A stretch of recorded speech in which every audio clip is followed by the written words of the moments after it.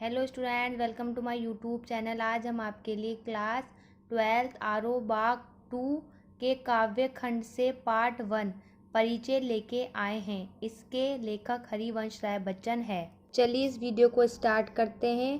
कर यत्न मिटे सब सत्य किसी न जाना, नादान वही है हाय जहाँ पर दाना। फिर मूठ न क्या जग जो इस पर भी सीखे, मैं सीख रहा हूँ सीखा ज्ञान बुलाना। ये देखते हैं कवि इस पंक्ति में हमें क्या बताते हैं। पहले हम इसका प्रसंग देखेंगे। प्रस्तुत पद हमारी पाठ्य पुस्तक आरोह भाग 2 से लिया गया है। इस काव्यांश में कवि ने दुनियादारी की भागदौड़ को व्यर्थ बताया है। कवि कहते हैं कि जो दुनियादारी की भागदौड़ है वो बेकार है, उससे दूर रहने की मैं तुम्हें सलाह देता हूँ। आइए इसकी व्याख्या देखते हैं। कवि कहते हैं कि संसार के लोगों ने मिलकर खूब कोशिश की सत्य को जानने की, परंतु सब लोग जीवन के सत्य को नहीं जान सके। वह पहचान नहीं सके कि जीवन का सत्य क्या है, इसलिए जिसे भी देखो वह यह नादानी कर रहा है। कवि ने संसार की दौड़ में लगे लोगों को नादान कहा है। कवि कहते हैं कि जो भी संसार की दौड़ में लगी जानने की कोशिश करते हैं, मैं उन्हें नादान मानता हूँ। जहाँ भी संसार में धन वैभव या भोग सामग्री मिलती है, लोग वहीं पर क्या करते हैं, दाना चुगने लग जाते हैं।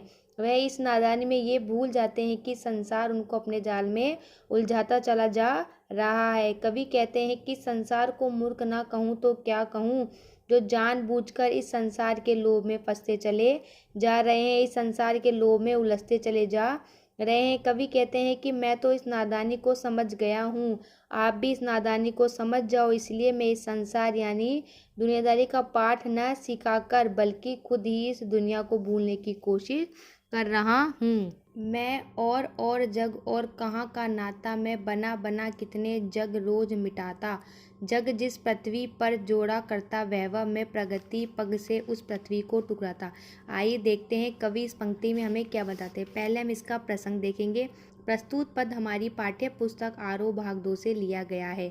इस पद्यांश में कवि ने सांसारिक लोगों से अलग कवि है। कवि बताते हैं कि मैं इस संसार से अलग कवि हूँ, मेरी रचनाएं वो अलग है इस दुनिया से, और कवि भावना के काल्पनिक संसार में जीते। कवि बताते हैं कि मैं भावनाओं के काल्पनिक संसार में जीता हूँ। चलिए इसकी व्याख्या देखते हैं। कवि कहते हैं मैं दुनियादारी से अलग भावुक कवि हूँ, यानी जो दुनिया के लोग चाहते हैं मैं वैसा कवि नहीं हूँ।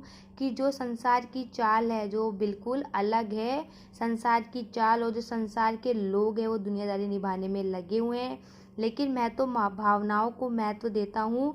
मेरे लिए तो भावनाओं का बहुत ज़्यादा मोल है। जो संसार है वो केवल धन और वैभव चाहते हैं, लेकिन मैं तो धन और वैभव नहीं चाहता।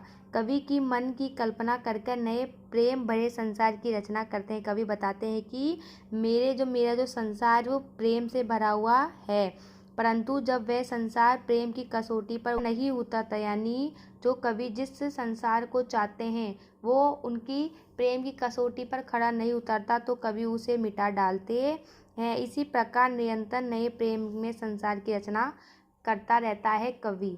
मैं रोज एक आदर्श समाज की कल्पना करता हूँ। कवि बताते हैं कि मैं रोज एक नया आदर्श समाज बनाता हूँ, आदर्श समाज की कल्पना करता हूँ, लेकिन उसे साकार न होता देखकर मिटा डालता हूँ। यानी कि मैं जैसा उसे चाहता हूँ वैसा अगर वो नहीं बनता संसार, तो मैं उसे मिटा डालता हूँ।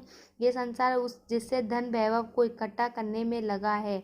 कवि बताते हैं जो ये संसार है धन और वैभव को इकट्ठा करने में लगा है, मैं उसे पूरी तरह से ठुकराता हूँ। मुझे धन वैभव नहीं चाहिए, मुझे केवल प्रेम भरा संसार चाहिए। मैं निज रोदन में राग लिया फिरता हूँ, शीतल वाणी में आग लिए फिरता हूँ। हो जिस पर भूपों के पार्षद निछावर, मैं वह खंडहर का भाग लिए फिरता हूँ। आइए देखते हैं कवि इस पंक्ति में हमें क्या बताते हैं। पहले इसका प्रसंग देखेंगे।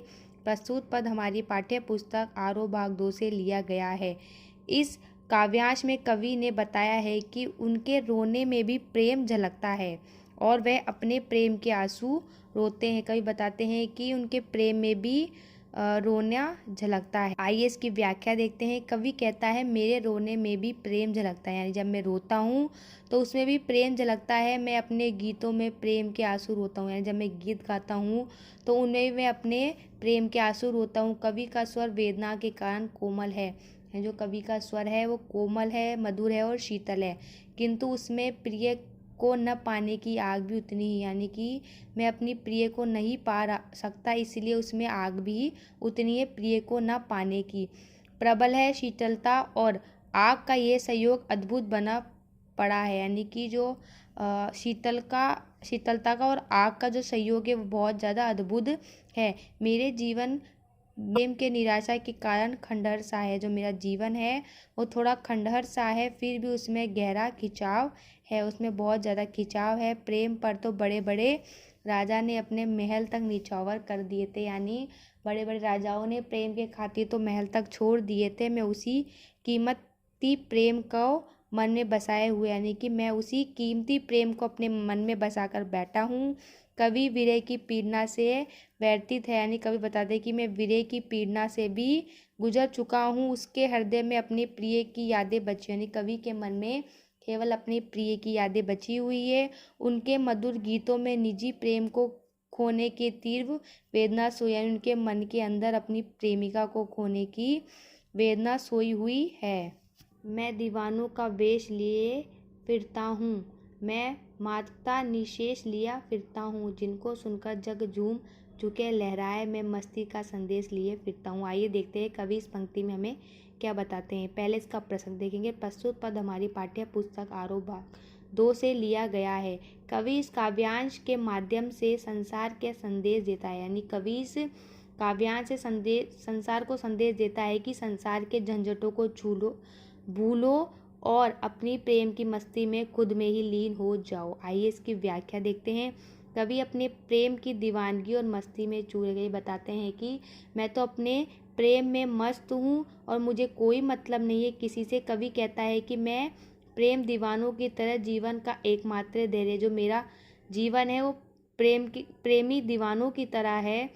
प्रिय के प्रेम को पाना, कवि चाहते हैं कि उनके प्रिय के प्रेम को पाना, प्रेम और जवानी के गीत गाना। कवि चाहते हैं कि उनके लिए वो गाना गाए और जवानी के गीत गाकर अपनी प्रेमिका को सुनाए। मेरे गीतों में ऐसी मस्ती है जिन्हें सुनकर लोग झूम उठते हैं। कवि बताते हैं कि मैं ऐसे गाने गाता हूँ लोग जिन्हें सुनकर झूम उठते हैं, प्रेम में झुक जाते हैं और आनंद से लहराने लगते हैं। कवि के गाने सुनकर लोग, मैं सबको इसी प्रेम की मस्ती में झूमने और लहराने का संदेश देता हूँ। कई बताते हैं कि मैं केवल प्रेम के अंदर झूमने मस्त रहने का संदेश देता हूँ। जितने भी हमने काव्यांश देखे हैं उन सब का एक ही संदर्भ है, वो संदर्भ हम सबके अंदर लिख सकते हैं, इसलिए हमने संदर्भ और विषय सबसे लास्ट में बताया है। संदर्भ। प्रस्तुत काव्यांश हमारी पाठ्य पुस्तक आरोह भाग 2 से के आत्म परिचय शीर्षक कविता से लिया गया है। इसके रचयिता महान कवि हरिवंश राय बच्चन जी है। इसका विशेष देखिए।